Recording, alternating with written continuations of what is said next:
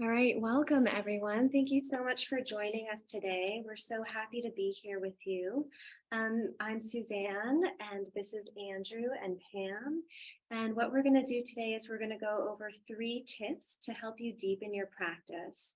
And also start by just seeing a little bit about who's here. So if you're here today and you're live, can you please type in the chat where you're calling in from? I see Huntsville, Yay. Alabama, Greenville, awesome. Colorado, Denver, Colorado, that's awesome. Great. Wonderful. We were just talking about where we're from, and we're all from different places. I'm personally originally from Germany, but I now live in Asheville, North Carolina. How about you two? Originally from London, been here for 9 months, so I'm a newbie. And I'm from Wales originally, and lived in New York for nearly 20 years. So we're a newbie. I've been here at Asheville for about 6 or 7 months. So you could probably recognize my Brooklyn accent, right? So. We have someone from Brooklyn. Oh, there you go. Yeah, there we go. Yeah, the Brooklyn accent, good. And then if you have experience with yoga, how many years have you been practicing yoga? Or if you're new, can you just write that you're new now and just type that into the chat so we understand who we are sharing these tips with and can make it more relevant to you? That would be great. So how many years have you been practicing yoga? 20 years, amazing. Wow, certified August 7th, 2020, amazing. 2 years, 6 years. Awesome. So it looks like we have a range of experience. Are there any beginners, anyone that hasn't practiced yoga here before? Okay. Now we know. All right. Thank you so much for that information. That really helps. We have 20 years, 10 years, 2 years, 18 years, 6 years. So we have a nice big range to work with. We're going to start by telling you just a little bit about who we are, about our experience with yoga and how we came to yoga. Okay, and so I'm your general host for today, but we're all here in communion together. I have ERYT 500. I'm also a yoga health coach. I came into yoga, about 2009. I was in a really bad car accident, a 5-car collision, and my spine got all sorts of messed up. My tailbone got curled under. I developed coccygynia at that time. And doctors were telling me at that time that I couldn't sit. That was their main point of advice was, hey, just don't sit down. And I was very confused by this, why it would just be don't sit down. So then I saw a chiropractor, I saw different types of movement people, and acupuncturists and so forth. And then what I came to realize eventually was, hey, let me just check out that yoga class. And I took the yoga class next to the chiropractor's office. And I have been going ever since. Pretty much it was a really high vibe crowd. Everyone was so nice. I was used to a lot of punk rock kind of arts and music scene in New York City. I like to call that time the dark ages of my life.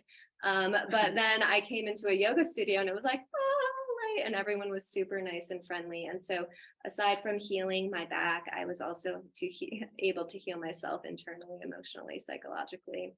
And that's the beginning of my journey with yoga. Later on, I decided I wanted to do more. I wanted to teach. It felt like the right thing for me.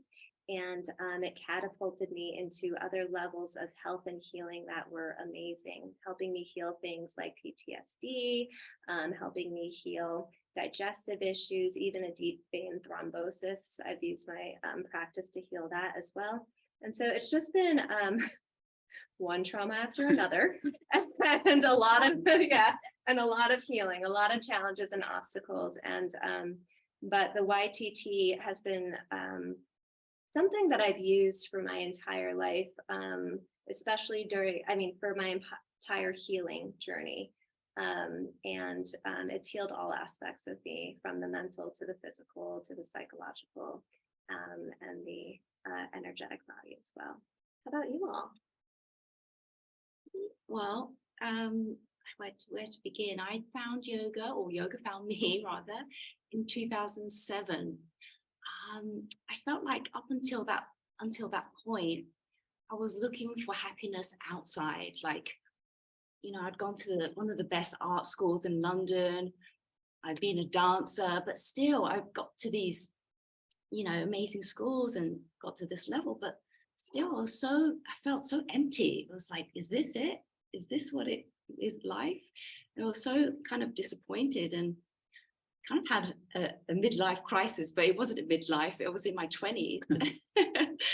I remember studying in London, my final year at the Royal College of Art, my master's program in fashion design. And I was just so lost and so miserable, had no idea what the purpose of life was, you know. And my best friend said, why don't you try some yoga? I think that'll help. So there was a place called Jivamukti, which is a really famous, you know, lineage school institution. And at that time, the teachers were from New York, so they were helping build Jivamukti London. And I remember taking that first class and I felt immediately a connection to myself, a connection to whatever you want to call it, God, the divine. And those teachers there said, if you really want to find, you know, the real deal, a real yogi, you should go to New York City. There's a great yoga teacher called Sri Dharma Mitra. I had no idea who this person was. So I Googled like who Dharma Mitra was. And all I saw pictures of this man standing on his head without any hands on the floor. And I was like, oh my goodness, this is something from Cirque du Soleil. But at the same time, I kept getting drawn to that picture. And I forgot about that after a few months. And you know, my sister said, I thought you said there was an amazing teacher in New York. Why don't we go to New York? So this is 2007, Christmas time. Decided to go to New York City, first time, never been there before, to visit this real deal, Sri Dharma Mitra. I remember it was snowing and opened the door of the studio. It said, welcome home. And it immediately felt, wow, I felt like I'm continuing a journey, you know. It all felt so familiar. And I opened the door of the student. Everyone was warming up with the leg behind the head. Oh my goodness, I feel like I'm in Cirque du Soleil. What is going on? I felt that way when I went to Dharma Mitra too. There's incense burning and everyone's, you know, but at the same time, it felt so peaceful and everyone was so humble. Everyone was trying to help me in the pose. And I remember during the class, so Dharma would cue a forearm balance in between the vinyasa. So maybe there are about 20 Pincha Mayurasanas. Every time he would cue a downward dog, it's like, okay, drop the forearms, come up. Like, oh my goodness, I could barely do a chaturanga, let alone. So you can imagine that sweating. I was looking around like, what is going on? Almost falling on the person next to me. And I remember specifically trying to get up in the headstand, and Dharma walked towards me and said, right, yeah, your legs are here. It should be here. Right, I'm going to go now. And I kept thinking, don't go, don't leave. That first headstand that we all remember, right? The teachers trying to help us. I remember thinking, wow, I have to go back to London, but I want to stay in New York. I don't know how I'm going to get here, but I kept praying. And on my flight back, I kept thinking, I want to come back to New York. I don't care how I'm going to get here. Maybe I'll work for Starbucks. Maybe I'll work for McDonald's. I don't care. I just want to study with this teacher, because I just felt a real deep connection that he was the real deal. He was exuding that just by the way he was, the humility, the kindness, compassion. And then on my journey back, I kept praying for that. And funny enough, a few months later, I was finishing up my degree, my master's program in fashion design, and my fashion tutor said, hey Pam, there's a company in New York City looking for fashion designers, and I put you to be the first to be interviewed. And I'm thinking, wow, maybe this is my chance to go to New York and study with Sri Dharma Mitra. So I came with my portfolio of all my designs and my rack of clothes that I had designed, and met the boss. And he looked through my portfolio and he said, welcome to New York City. He said, are you sure you want to move here? You don't know anybody, you don't have any family, you don't have any friends. I was like this, I was like, yeah, I really want to move to New York. In the back of my mind, I kept thinking, but there's Sri Dharma Mitra there, you know, and that was it. He said, welcome. And I moved to New York, said goodbye to my family, and I never looked back. I learned so much over the last 15 years. I met Andrew there. But I've done all the teacher trainings there, so 200, 500, 800 hour, 1,000-hour teacher trainings. I feel so honored and so fortunate to be able to learn from a living master who was able to show the way through example. And then 2 years later, became part of the faculty there. So I helped out with teacher trainings alongside Andrew, helped with, with the curriculum and helped, really teaching and practicing and learning as much as I could whilst Dharma was there. And during COVID, we moved to Florida where we have a home and a family home there. And also it was a way to recharge ourselves. And then we got a call saying, from our good friend Jeremy, saying that we're looking for someone to run the studio here. So we are very fortunate to move to Asheville. We've been here for about 8 months. And it's just been a wonderful experience, really, to meet some amazing teachers from all different lineages. It's not just one lineage, Dharma Yoga or Ashtanga or Yin. We have an amazing array of teachers with so many different expertise. I just feel so honored. So that was a bit of a long introduction. That was great. I loved hearing I thought that. you'd like to hear a story, so that's how I got to America.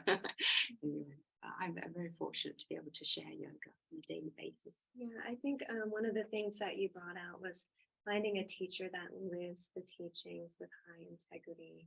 And that's one of the amazing highlights of our center here, is that we have so many teachers that are masters of their craft that have been teaching for 15 plus years, and I think, that's why I love our community here so much. They're living it, aren't they? Yeah, they're living it. Like, it's not just that they show up in the classroom and they, talk the talk. They're living it in their everyday lives and doing things to uplift their communities, which is amazing.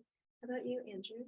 I'll be quick because we've got a lot to cover too. So for me, is I lived in New York for about 20 years. I moved there to do advertising. My goal was originally to try and live in Nashville because I wanted to play music and stuff like that. And my job was very intense and I traveled all over the world. And eventually, it's similar to what Pam was saying, the trauma that you had. I couldn't find any happiness on the outside. So I was turning to drink. I was taking a lot of drugs. I was like not sleeping. You also had the dark time. I had the dark time, but a very informative time in Yeah. terms of like trying to find happiness on the outside, and then suddenly realize actually maybe you can't find it out there. But I had a bit of a breakdown, and I was suggested to go and see a psychiatrist. And my sister said, you should do yoga. She goes, I always think that you should have done yoga. So I went to see a psychiatrist, and that was kind of like interesting. I met somebody in an elevator who had a yoga mat, and I said, where did you do your yoga? And they said, just at the end of the block at Dharma Mitras, so same as Pam. So I just walked down there, walked in, Dharma opened the door. As soon as I walked in, complete peace. And so from that day onward, I went every day and practiced there. I had no intention of teaching, but the thing that pulled me for Dharma, I had a bad knee. I've had a knee replacement, so my body's going through a lot of change. Dharma's had 2 knee replacements. And he said, the only pose you need to master is to be able to sit quietly and contemplate who the hell you are and just practice compassion. So even though he could do all these poses, and I'm no saint, and I made many mistakes, we're all human and we do things that happen, karma passes, but just like trying to follow somebody that was following that path of compassion, even when we do make mistakes, we reflect on them and we beg forgiveness and try and move forward. So, and try and make that not happen again if that situation happens. So for me, it was just changed my life. I stayed in the advertising world for at least another 8 to 10 years, but I started teaching every day. They asked me to teach. I had no intention to teach. But the companies I was working with were asking about what breathing exercises you do. Can you come and help our employees, blah, blah, blah. So we carried on doing that, became part of the faculty at Dharma's. He's my spiritual teacher. Adam, who's the director there, was the person who taught me my first Dharma basics when I first started, when I was like struggling in every pose, going, why do people do this? It's so painful. But you had that sense of bliss when you came out, and life started to become a little bit easier to deal with. And you started answering questions about who am I? What happens after I die? Why is this karma happening? All these things. So to cut a long story short, we did that. As Pam said, we had to move out of New York because of the pandemic. Jeremy, who we'd made this beautiful documentary with, said, hey, you should meet Mitesh and Sneha. We met those guys. We loved them. Pam had already a connection with Dr. Ladd here at the Ayurvedic Institute. So when we came here and then we met all the teachers here, similar to what Pam said, and all the community that's working together, we were like, wow, what a lovely place to try and carry this message on and help more people. So for us, it's all about helping people and how can we do that in the most effective way. Absolutely. And those of you that live in Asheville, you know, and that there's a gravitas to this place. There is a magnetic healing energy to this place. And there are many healers and many yogis here. And it's just such a wonderful place to be in community. It's pretty. Yeah, it's beautiful. It's beautiful here in the Blue Ridge. Bears walk down the road. Yes. So true that you feel that vortex. Yeah. Healing energy. Yeah, I didn't know I would incredible. be here, you know, when I showed up here a few years ago. So I'm very grateful to be here with you both as well. Yeah. So you have a centering practice that he wanted to get us into. Can you tell us a little bit about it, and then we'll do it together? So this is a kind of exercise that Dharma does at a lot of classes to help restore our auras and our vibration. And it makes us feel nice. It's a nice thing to do in the morning, sets you up for the day. So the vibration flows and the energy is flowing through you in a positive way. So what we're going to do is we're going to sit up nice and tall. You can lock the hands in any mudra you like. Jnana mudra is a nice one. And we're just going to bring our attention below the navel, and we're going to make the sound ah.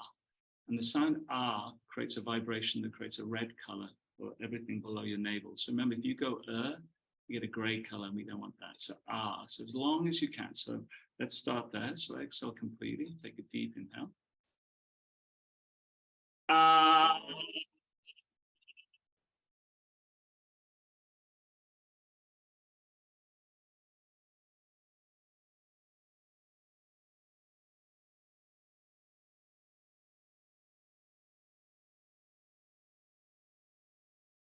Now bring your attention to your chest region, your heart, your lungs.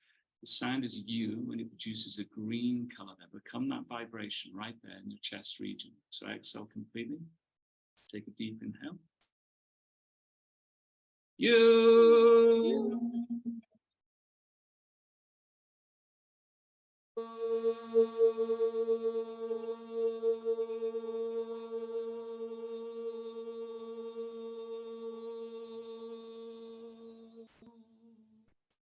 Now your throat region, your thyroid, the sound is so, produces a blue color that become that vibration right there. So exhale completely, deep inhale.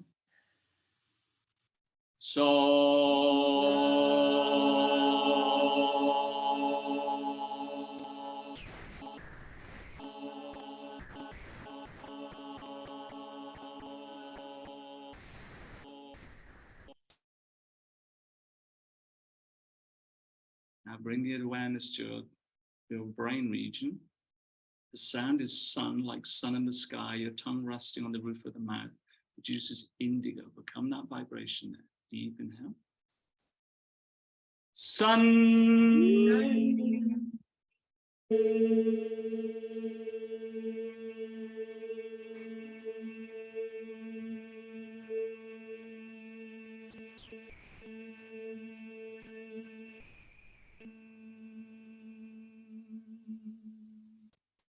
Now, crown of your head for mental sharpness so you can perceive subtle things. The sound is sun, lips together like the end of the Om, produces a violet color. The crown of the head. Let's do this one 2 times. So deep inhale. Sun.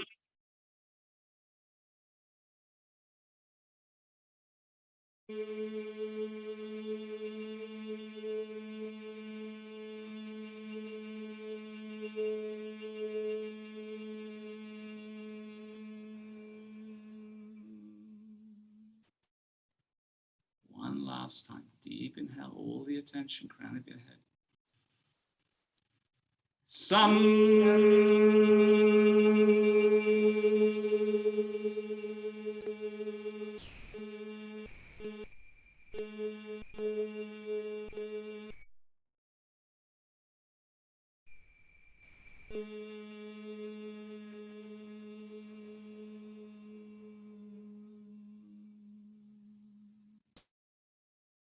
Just breathe normally for a few moments.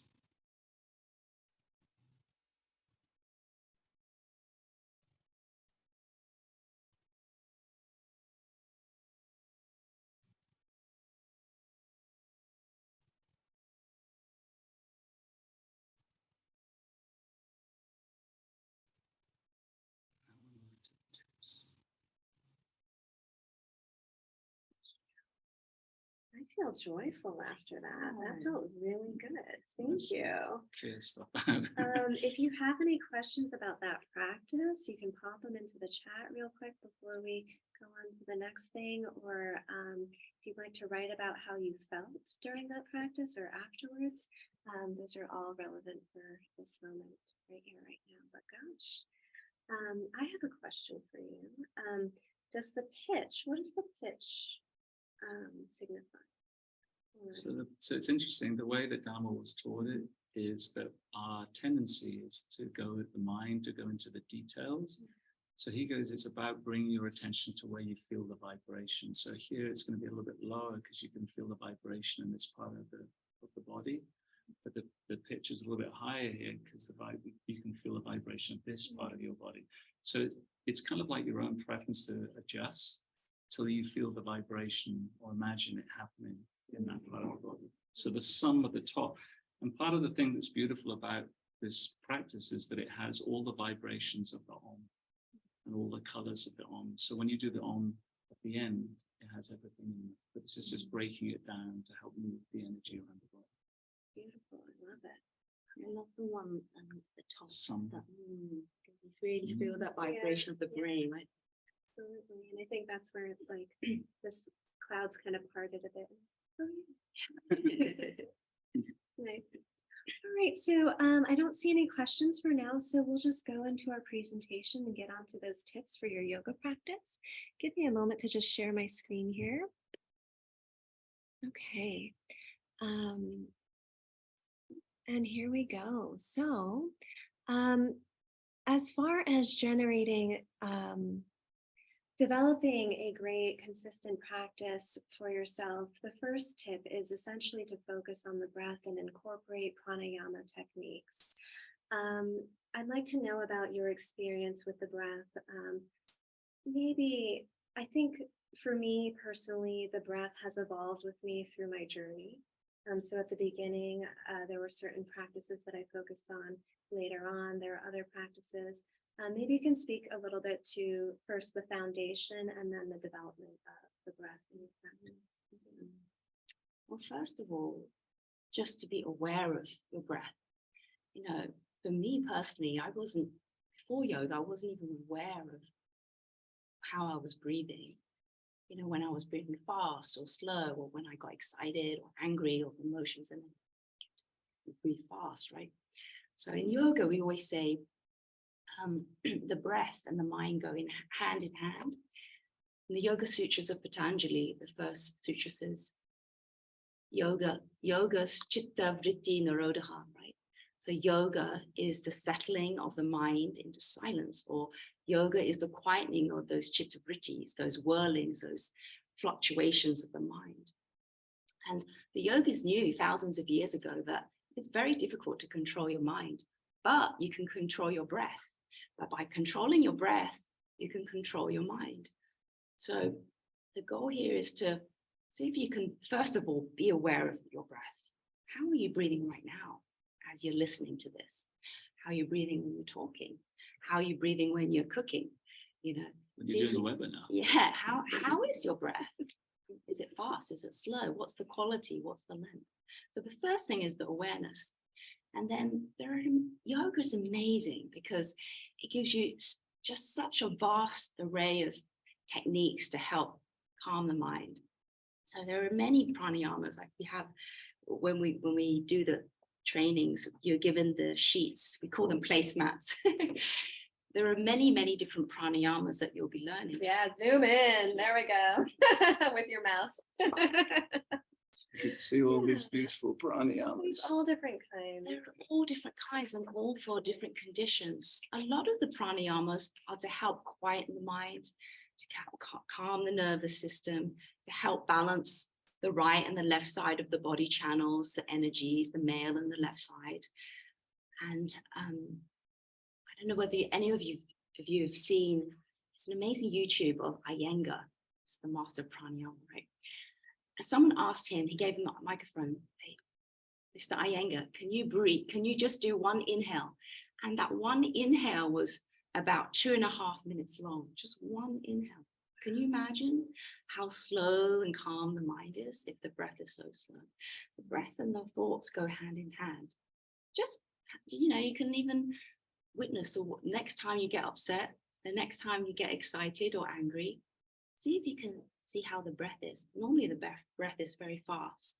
And when you're calm, usually after the yoga class, you can list out the breath is really slow and calm.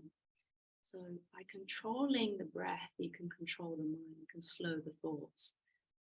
And then when you can slow the thoughts, then you can start to see the thoughts pop up.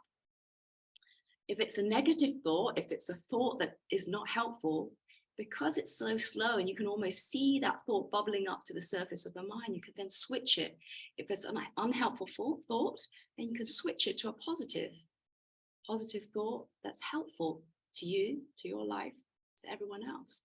And over time, we kind of regroove and rewire the brain. And over time, we can be more happy. What about the breath when you're actually moving, doing asana? Do you want to talk a little bit about that? Maybe Suzanne. Sure. I'll just say, I think Pam brought up some awesome points. It's definitely about awareness, breath, and movement. And that movement can be in your daily life or on your mat, right? And when those pieces come together, that's where the real yoga, the union, where your outer actions can reflect your inner wisdom, starts to come to play. And so whether that be in your life and skillful navigation of different decisions or relationships that you might have, like Pam's talking about, or whether that be on your mat deciding, hey, how's my energy been lately? Does this feel good in my body? Is this the right, should I really be revving up the intensity today when I've been in overdrive and my adrenals feel fatigued and so forth? Being able to have that awareness is super key. And the breath helps you be able to receive that wisdom that comes from the Atman, or your spirit, which speaks to you through your intuition, essentially. So it's a little bit, it's so important to utilize the breath in your asana practice so you can practice safely, but also so that you can balance your energy, not just for the practice, but so that when you go into the world for the rest of the day, you can be the warrior of light, right?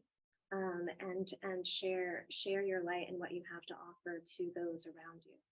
So I think that's. We'll share one funny story. So because there's many different styles, and one of the things that Suzanne will talk about a little bit later about all the teachers here, and Pam referenced it in terms of whether you have yin or power or Ashtanga or Dharma or whatever it may be. But for the lineage that we were brought up in, Dharma always said, just let the breath be by itself, because the body knows how to breathe. It's just as we kind of develop our practice, it will just adjust accordingly. So you always used to tell this funny story because people used to ask him, do I inhale or exhale when I'm doing sun salutations and when I'm coming back? Because obviously, naturally, you inhale up and you exhale when you fall forward. But he always gave this story, which was really fun. He said that if you were sitting in the middle of a circle and somebody came in and dropped a bomb in the middle, your mind doesn't go, do I inhale or exhale?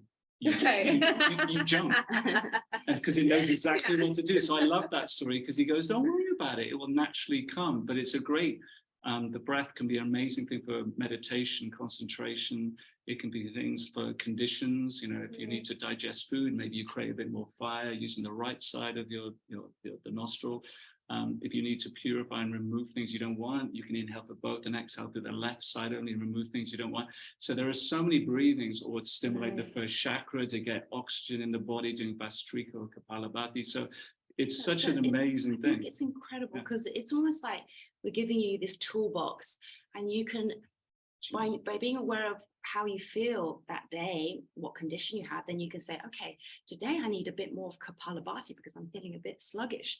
I can bring that tool in, but maybe next day I need a bit more of that calming, grounding energy. Then I'll focus more on Nadi Shodhana, balancing both the right and left side of the body and calm the nervous system. Maybe it's calming breathing.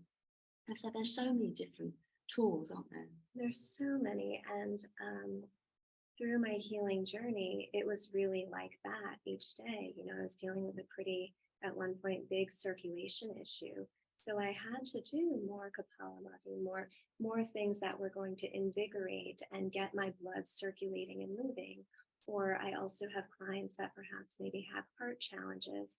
And then I see, oh my gosh, their breath is not moving smoothly. So, and their breath is very bumpy and they hold their breath a lot when they're practicing. So they're just going to the straight basics of that smooth diaphragmatic breathing. Breathe. Yeah, just breathing, right? There's all different teachers. I've had teachers do what you said, like every expansive movement is an inhale, every kind of contracted movement is an exhale, or in tantrics, it's like the movement follows the breath next, but it is the key component for sure. Yeah. I think that's the funniest thing from starting yoga from day one. One of my favorite comments is just breathe, because most of us are in the pose, we're doing downward facing dog, and we're like, The veins popping out. Yeah. so it's a good tip, because I think we were told if you don't breathe, you're going to die. So breathing is a good thing. Exactly. Wonderful.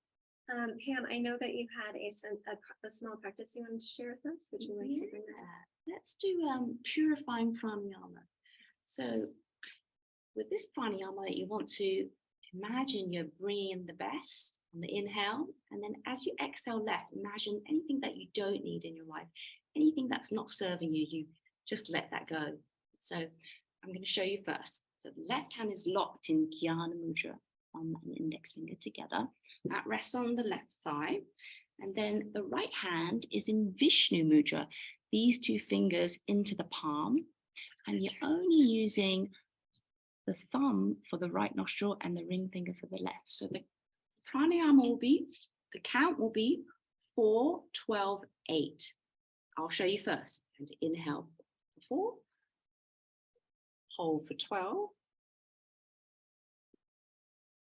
and exhale left for 8 counts. So inhale 4, hold for 12, exhale 8. Okay.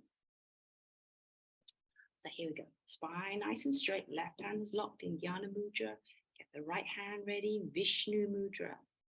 Exhale everything out completely. Inhale, both nostrils. 2, 3, 4. Hold the breath, hold the nostrils. If you know the locks, do the locks. 3, 4, 5, 6, 7, 8. 9, 10, 11, 12. Exhale left. 2, 3, 4, 5, 6, 7, 8. Bring the hand down. Again, inhale. Both nostrils, fill the lungs. Imagine you're pulling the best. Hold. Tension, third eye, the space in between the eyebrows. 4, 5, 6, 7, 8, 9, 10, 11, 12. Exhale left. Anything you don't need that doesn't serve you out. Good. Again, hand down. Inhale both. Fill the lungs. 2, 3, 4.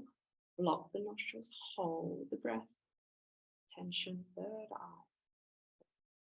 6, 7, 8, 9, 10, 11, 12. Exhale left. 2, 3, 4. 6, 7, 8. Twice more on your own. Imagine you're pulling in the best, whatever you need.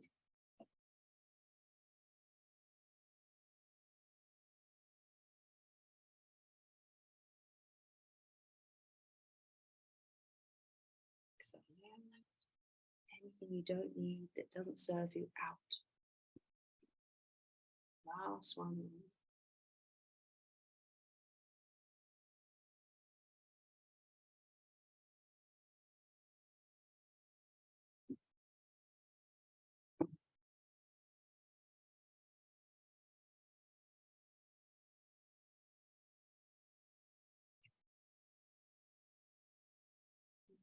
finish, just bring the hand down and resume normal breathing.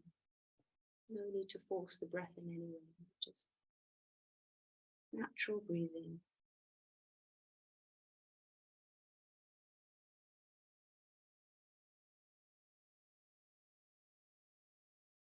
Just note how you feel, different sensations, the subtle changes.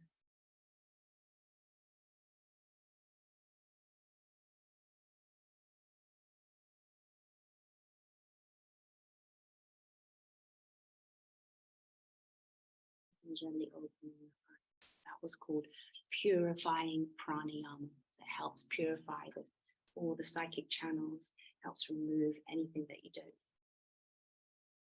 I really love that. I felt it a lot in my heart space. I know you told me to focus energy here. Is that normal? Yeah, probably because when you're inhaling the best, maybe you want to pour the best here, right? Whatever the intention is fine. Just 4, 12, 8. Imagine anything you don't need, you release the left side. That's beautiful. Thank you so much. As far as purification, what does that help purify? Purifies the psychic channels, so the subtle energy centers, subtle, what do they call it? Nadis. So you're That's the helping to word. purify so you can then quiet the mind to realize who you really Yeah, 12, all of the 12 count. So it doesn't have to be seconds, so comfortably, as long as it's, so some people may be a little longer. Their 12 counts maybe. Mr. Iyengar probably is like Yeah. 2 hours when he's 12. So the question in this chat says, we're holding for 12 seconds. Is this advanced?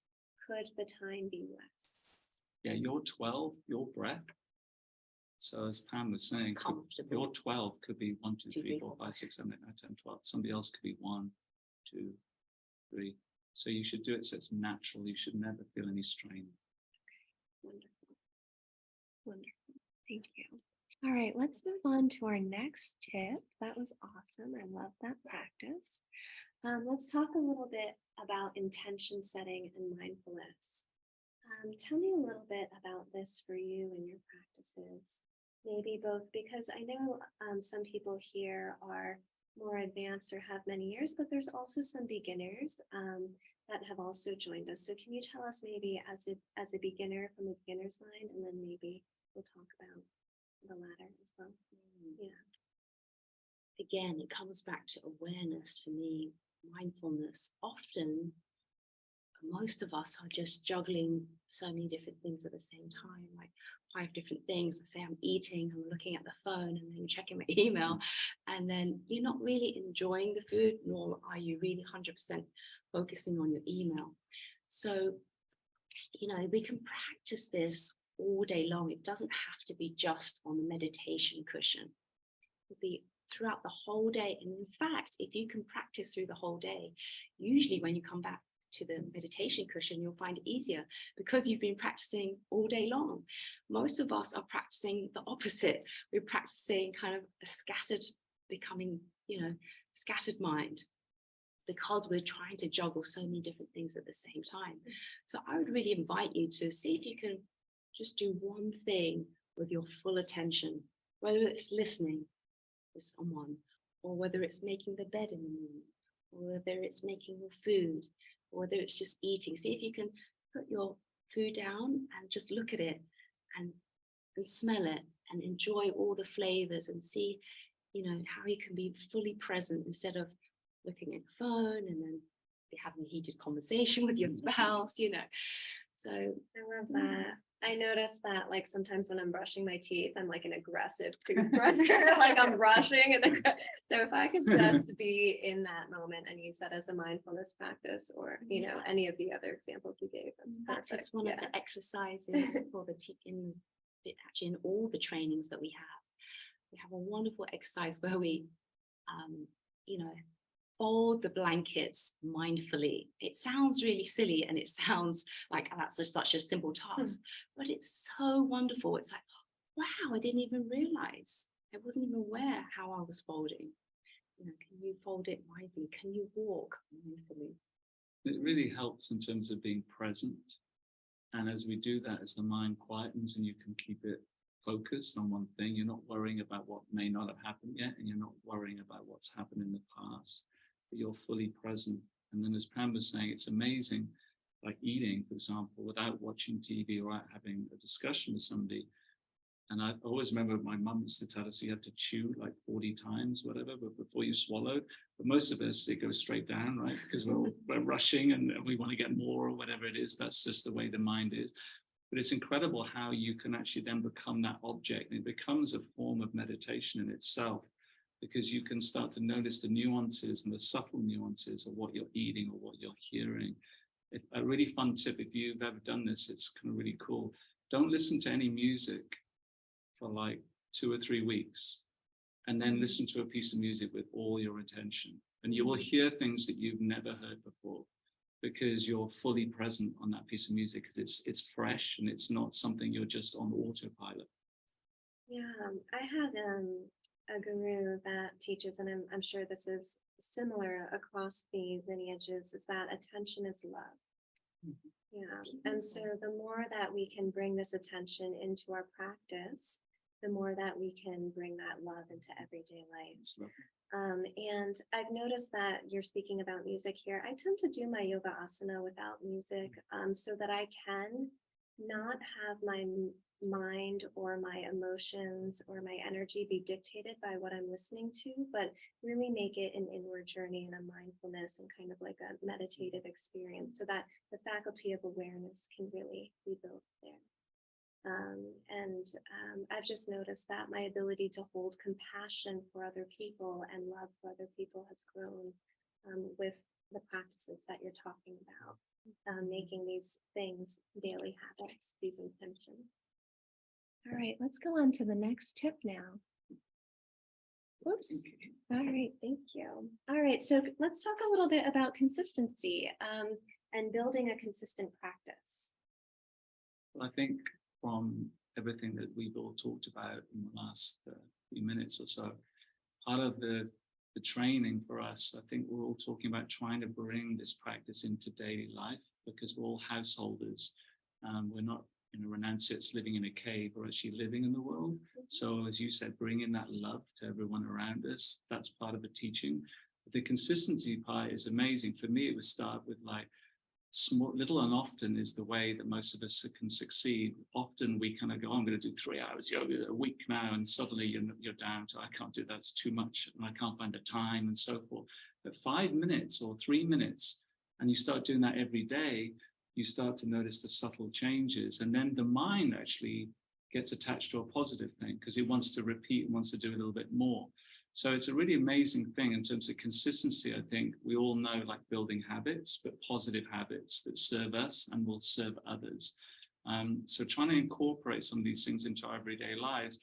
I think many of us have spoken to yoga off the mat versus yoga on the mat, and trying to bring those qualities and that vibration that you may feel when you're on your mat into your everyday life and the people you interact with. So. Yeah. I'm in agreement with that. Just meeting yourself with where you are, and when you have really low motivation, just taking one small incremental step forward. The other thing that I found really helpful in getting consistent is setting up my space, making sure that the tools are out each night. Sometimes if I'm really low in motivation, I will even set out the clothes the night before, so that I get up and I go do my asana, and then I go sit on the cushion. And then trying to block the time. It's literally a scheduling thing, and then guarding that time and making sure I prioritize it amidst all the other activities. So I like to I'm a lister, I'm a planner. I like to do that kind of thing. It helps me get my mind in attunement to where my heart wants to be. And so I might map out what a dream week might look like in relationship to where I am now. So let's say I'm a beginner, I might map out, hey, I have 5 minutes on Monday, Wednesday, Friday to do this. And I'll try those 5 minutes, and I'll put out my clothes on the days in between, the evening before, and set that schedule and get it ready, But if you're more advanced, you might have a longer slot, or you might, but it's about protecting that time as well. And knowing that that time is a time for you to commune with the highest self, with the supreme self within you, with your spirit. Sorry. Yeah, for me, it's everything that you said, but also trying to find, carving out that time. Maybe it's in the morning. For me, it's the morning, because if I don't do it in the morning, it's never going to happen, because the world's going to pull you to different places. And no, by the end of the day, you're too exhausted anyway. So really being disciplined, try to do the similar time. And you can even write an intention the night before. Often what happens is maybe, in the morning you set the intention, but mind is already a little bit, sluggish and whatnot. But if you set the intention the night before and write down in your journal, tomorrow I'm going to wake up at whatever, 5, 6 o'clock in the morning. Usually what happens is, before the alarm clock actually rings, you'll wake up at 5:59. Suddenly you'll just wake up, because you've set that seed in your subconscious mind. It's kind of like how you always wake up early when you have a flight the next day. It just happens, as long as that intention is set there. And don't be so harsh on yourself either, because sometimes what happens is you might set an intention and then you're like, maybe you're not able to fulfill it the next day, and then you say, oh, I'm such a crap yogi, I'm terrible, I'm awful, I can't even get up in the morning. But remember, it's compassion to yourself. So you're doing your best, and maybe not today, but tomorrow you try again. Right? Tomorrow you try again. Exactly. Perfect. All right. So we wanted to take a moment to share a little bit about our community. We talked a little bit about it earlier, and talk about Asheville Yoga Center and some of what we have to offer here. As you all may be on different parts of your path, beginner to advanced, and we have programming that can guide your evolution and help you up level and shift and transform into who you are wanting to become next, but really who you really are at heart, and help you feed that part of you. Our community has been here for over 25 years. We've been running yoga teacher trainings for that entire time, and we've been setting this standard since 1997. We have over 1,800 graduates, and our school has an excellent reputation.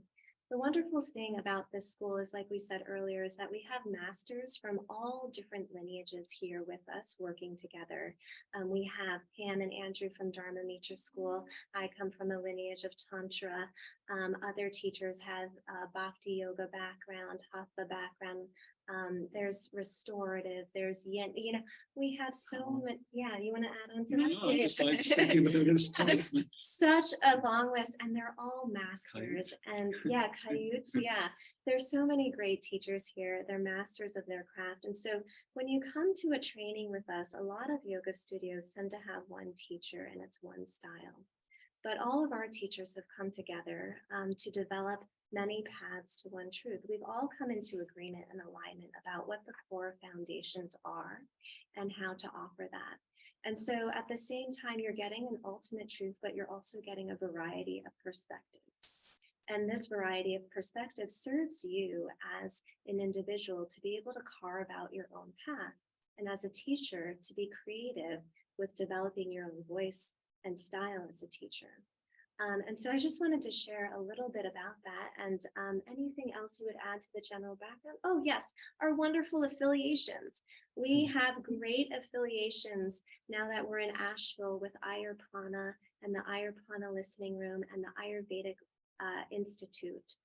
Dr. Lod came here last summer with his entourage of amazing people and yogis and Ayurvedic Vaidyas to bring Ayurveda. And so our programming is in conjunction with some of what they have to offer. You might have live kirtan with David Newman.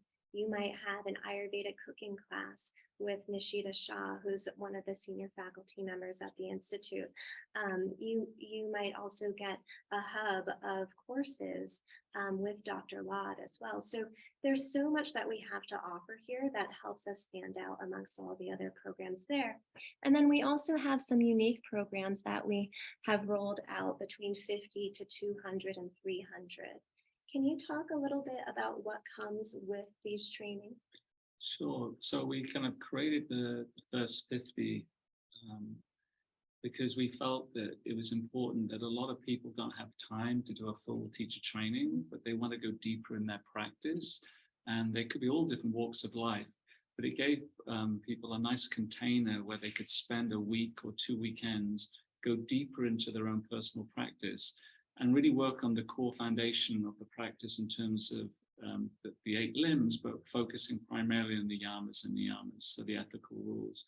And so when we put that together, we also felt it was very important, exactly what everybody was talking about, to create a sequence with our teachers. Zooming in. So zooming in, so you can see it. So these are all the actual teachers in the Asheville Yoga Center. So doing the poses. And the 8 limbs we have on the back here, but we created these sequences that could be done for the 50 hour in 20 minutes because we know life is so busy. So we built this sequence so you could do a complete practice, including some pranayama, including a little meditation at the end of the relaxation, and then moving the body in all directions. So the spine could go forward, back, all the key poses, an inversion, a spinal twist, a relaxation. So this comes with the 50-hour training. We also spent a lot of time pulling together like a booklet that has all the different components of what's going on. So for example, A recipe. here's your Ayurvedic recipe that Suzanne was just talking about from the Institute. And the way we break the days down, we normally have 8 hours, so 2 4-hour sessions during a day. And in those sessions, we've made it very important that we felt that there has to be pranayama, because we feel that, as we were talking earlier, it's a key foundation of helping us quieten the mind. You get to do a full practice, whether it's doing the 50-hour or the 200-hour. I'll let Pam show the sequence for the 200-hour. But we thought that it was very important that you get to experience that sequence through different teachers. So you'll have at least 4 or 5 different teachers coming in the 50. In the 200, you even have guest teachers we bring in for specific subjects. So they actually come in and may talk a little bit more about the meridians or the chakras, but they will also then teach the sequence through their learnings from their teaching and their style. But the foundation's the same. So you start to get something that you can start to mold in what's appealing to you in terms of your path and journey, but it has a common foundation to it. So as a teacher, it really helps, because what we do then is we get everybody to teach in small groups. We give one-on-one feedback.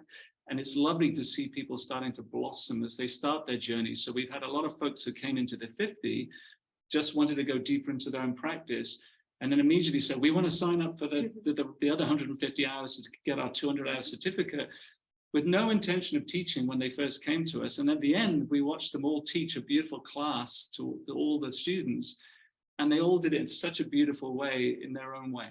Yeah, so it's like whether you are looking to deepen your own personal practice or whether you're looking to teach, I'd say a lot of people that are looking to just learn more and develop a personal practice might just try the 50 as like to develop that home practice if you don't have a home practice yet, right?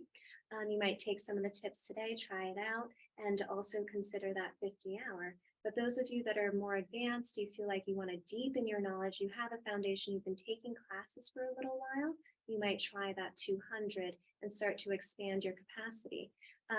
It's not always about teaching. I know many people that have done 200 hours that don't become teachers, but many people do. So if that's a goal of yours, you can certainly fulfill that with this training.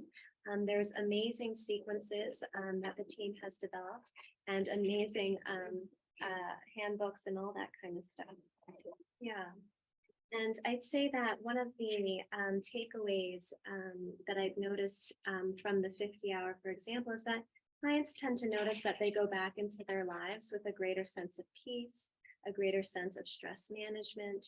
They're able to feel in tune with themselves. They're surprised at the spiritual connection that they develop in developing their personal practice in such a short amount of time. And then get to make so many amazing friendships. Amazing friendships. They get to really bond with each other. I mean, I had an email from one lady yesterday, and she said, I'm so grateful for the teacher training. I've made so many new friends, and they get together once a week and do they share sutras, they share yoga practice with each other. They're amazing. Yeah, it's awesome. One of the things that Pam will probably talk to you about is that we felt that everybody's body's different. So do you want to talk a little bit about that? Yeah, we don't want to. So our goal is to try and help you find that voice as a teacher, not make clones, you know. Everybody has different strengths. So we thought it was amazing to actually have 3 paths, 3 sequences. So one of them is called Earth. It's And this is in the 200 hour. It's in the 200 correct? hour. Yeah. Earth So you track, got 3 sequences in the 200, water track, which along is a with the bit more pranayamas and accessible. different meditation practices, And the right? fire track is a little bit Yeah. more, a bit more rigorous for those that want extra fire. Yeah, something for everybody. Awesome. And I know there were some very advanced practitioners in here, and we weren't planning to talk about the 300 at all, but do you want to shed some light on that for those advanced people that have been here for 20 years or so? So yeah, for the 200 hour, we went very deep into the 8 limbs of yoga. We still refreshed the yamas and niyamas. But for the 300 hour, we focused on the 5 bodies, the 5 koshas. And so going from the physical through to the bliss body. And we built, it's really exciting. We just shot 3 new sequences for the 300. We have pranayamas and meditations that the core faculty again have put together. So we're really excited about it, because the thing that I think is starting to happen is we're finding that creating a container is really great, but the container allows you to flex wherever you need to go, but you've still got that core foundation. Right. And so when you come away to being a teacher, you've got so many things you can pull from, but you feel like your feet are grounded. Yeah. And that's what we think is really beautiful. And then the beautiful thing about the 300 is we've now created 150 hours core curriculum. So you get to do the 5 koshas for those 150 hours. You get to learn the 3 sequences. You'll get to teach in small groups, start to put your spin, because some people like to teach with flow. Some people like to do more traditional hatha. Some people teach with the breath. Perfect. That's what we have, this container that can allow all those things and people to express themselves. But then after that, you get to do your electives. You have 150 hours of workshop electives. So let's say we did something with Suzanne about tantric, then we can then go into a deeper dive in a workshop that she's doing. So it gives you loads of room to go into something that's really pulling your heart. And I've noticed that for the 300 hour, it's people that want to build confidence in their teaching that tend to come, but also people that are looking to supplement their personal practices as either healers or they have something creative they want to offer. So for instance, I know some teachers that love hiking and they want to do hiking tours with yoga at the top of a mountain, or I know some Reiki healers that want to do Reiki and yoga combined, or sound healing with yoga, or acupuncturists might come and they might explore yoga as another modality to help their clients ground and center. And also help themselves. So there's a lot of room here, depending upon where you are, but it is certainly a deepening of your knowledge, a more inward evolution, and another level of transformation by which you can up-level. There was a question here in the chat. Can we purchase the flowcharts if we're already in the 200 hour certified? They're really nice.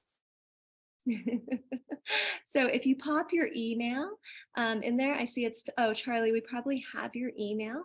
I'll shoot you an email response to that, because we haven't thought of that, and we will talk about that and see what comes up.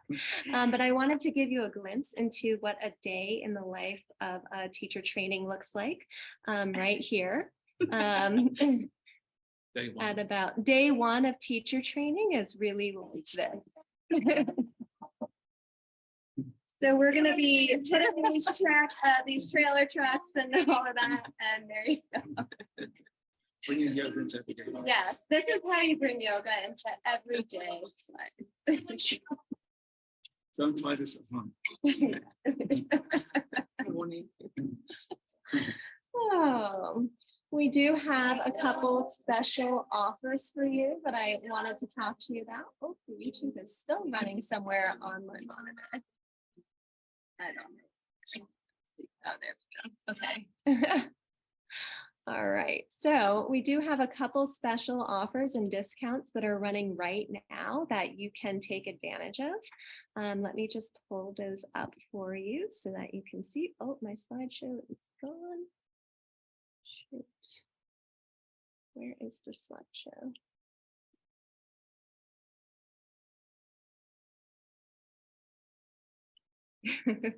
So while they're looking for that, I think it is important for us just to say that for these trainings, focus on the 8 limbs of yoga. So the yamas and niyamas, the pranayama, the asana.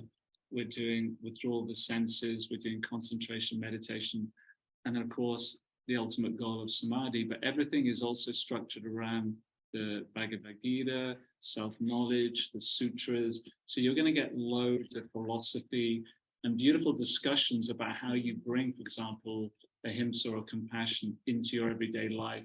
So we have loads of like sessions where you journal, you interact with your kind of So like. give an example, what would a day in the life of a teacher training be? So In the morning, we start what time? So we start at 8 and we normally do about half an hour of pranayama meditation. We'll definitely do at least an hour, maybe longer of an asana practice. We'll do breakdowns of the sequences with assisting and adjusting, alignment of the poses. We always do it, often we'll do a yoga nidra because we feel it's important that everybody needs to recharge at the end. If it's a day, like you say, we may do some kirtan. We often invite David in if he's available, so he can come in and do that for us. You learn how to make khichdi with the shita. Yeah, or the yogic diet, which is really important. Karma yoga is a big component too, we feel. So we touch on the 4 key yogas in terms of yoga of intellect, bhakti yoga, karma yoga, and doing the hatha raja yoga. So it's an action-packed day. Complete and rich training. And you get breaks through the 4 hours, so it's not so intense. But we also do have the non-contact hours. For us, it's important that we give you very personal feedback. So we have Zoom links that we set up during trainings where we reconnect with folks in between weekends or immersions, if that's the case. And we like folks to do that, have a home practice, which they start to create the routine, like Suzanne was saying. We like to give people the opportunity to teach to 3 or plus people, so they start to hone their skills before they do their final video or come and teach for us. So we try and make it so that they get as much teaching practice as possible, because I think doing it is better than talking, right? Absolutely. And we're having a bit of a tech snafu, as you can see here, but what I'd say is those offers are available right in those URLs that were posted in the chat. So if you're curious and you want to learn more about how you can save $50 with the 50 hour, or how you can save over $300 with the 200 hour, please visit those URLs. All the details are right there, and we'll be emailing you about that. Okay, so over $300 in savings for the 200 and around $50 for the 50 hour is what the offer is right now. And those expire pretty soon. I believe the 50 hour expires on May 5th or 6th, around there. And the 200 hour expires around May 12th or so. Don't quote me exactly on those dates. Check out the website, okay? As far as, and so we're about to close now, but before we close, we wanted to open up the floor to any questions that you may have. So one of the questions that came up in the chat is, during the 200 hour training, is the schedule 8 to 12, 1 to 5? It's 8 hour days, correct? What is the schedule? Yeah, so basically you have a 1 hour lunch break from 12 to 1 in the middle of the day. It's 8 a.m. to 5 p.m.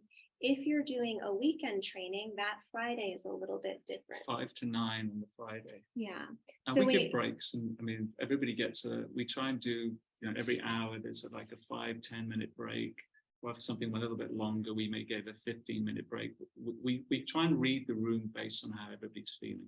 Yes, exactly. Normally you get a nice yoga nidra at the end of the day, so you get a chance to recharge. Awesome. And what kind of work or practice load should we expect outside of our classroom time? That's a great question. Yeah. So maybe separate that between each module, right? Yeah, so out of different modules, so you may have like a journaling exercise that we ask you to do.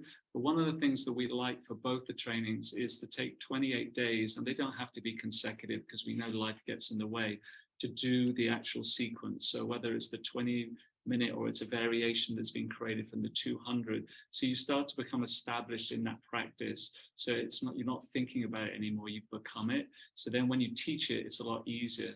We'll also, like, one of the things we'll do is set up a karma yoga project. We feel it's very important to help as many people as we can. So you work with us, setting up what that kind of karma project could be, karma yoga project could be.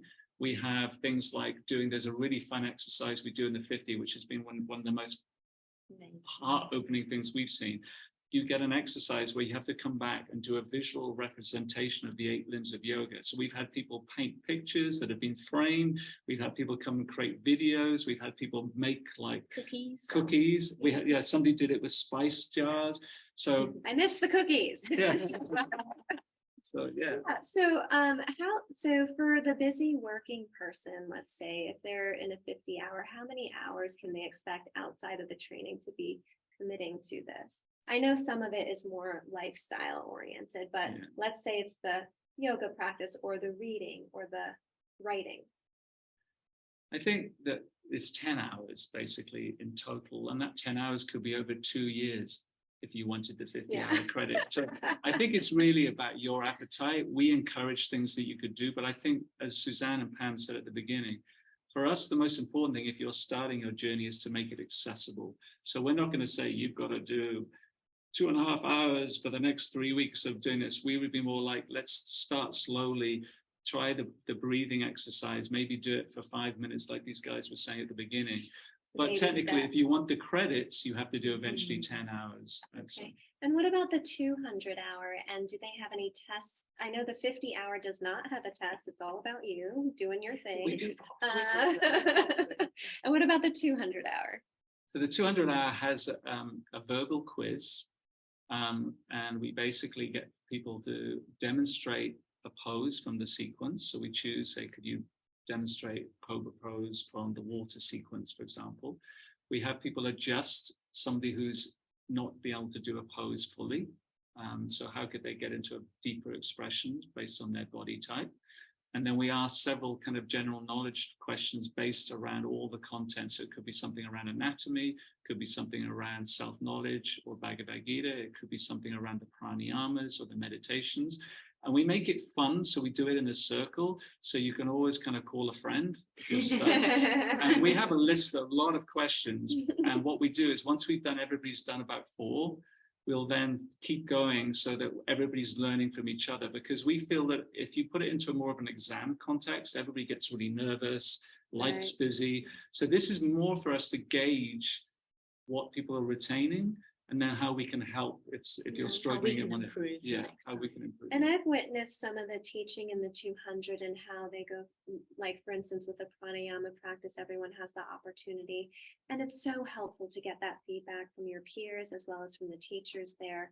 And it's just a beautiful way to embody and to learn to speak it, both for yourself as well as for your students eventually, if you decide to go there. We have a question about how the 50 and the 200-hour work together. So the 50 hours, the foundations, and from there you can take a 200-hour. You can jump right into our 200-hour just a few weeks in if you like to. So the programs merge together. The first 50 foundations is the first 50 of our 200. However, we separated it out so that those of you that perhaps want to try it, or perhaps are more focused on your personal practice, you can take that bite in that way. Does that make sense? Any other things?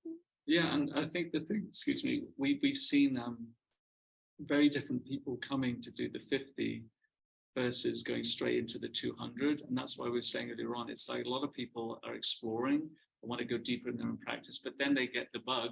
Right. And We all get the bug. They want to go a little bit deeper, right? Because they're feeling good, they want to share and so forth. So it's kind of interesting how we have 2 different paths in. So we wanted to make it more accessible for people to go deeper, and also not to have to make that deeper commitment of a longer period of time and longer hours.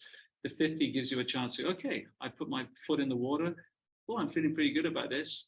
I can do the rest of it in a year's time if I want to, or 2 years' time. So I don't have to rush. So it takes a little bit of the pressure off, I think.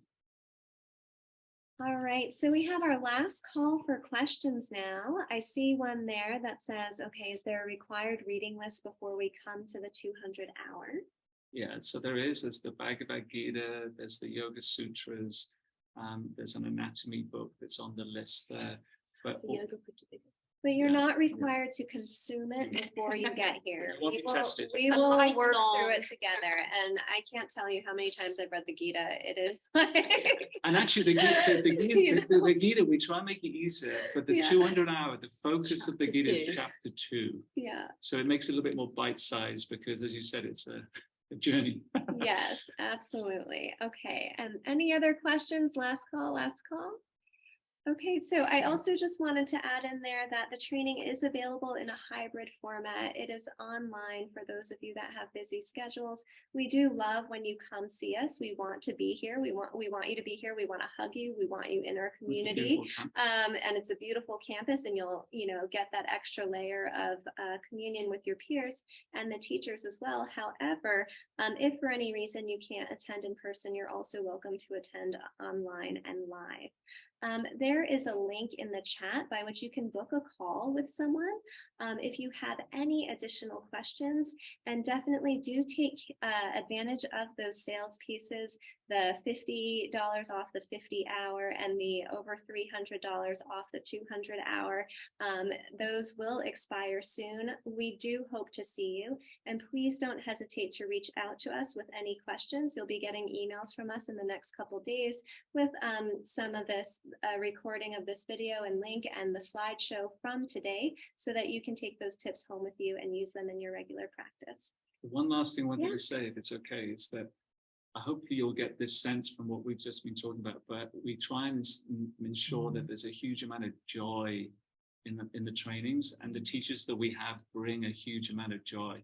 So that's very important to us, even though we're on this learning journey. Joy is very important.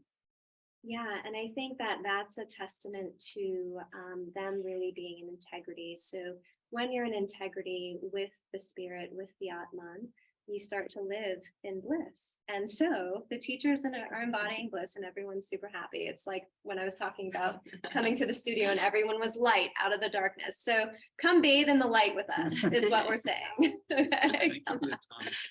Namaste, everyone. You have a wonderful day, and we hope to see you soon. Sorry for going a bit late.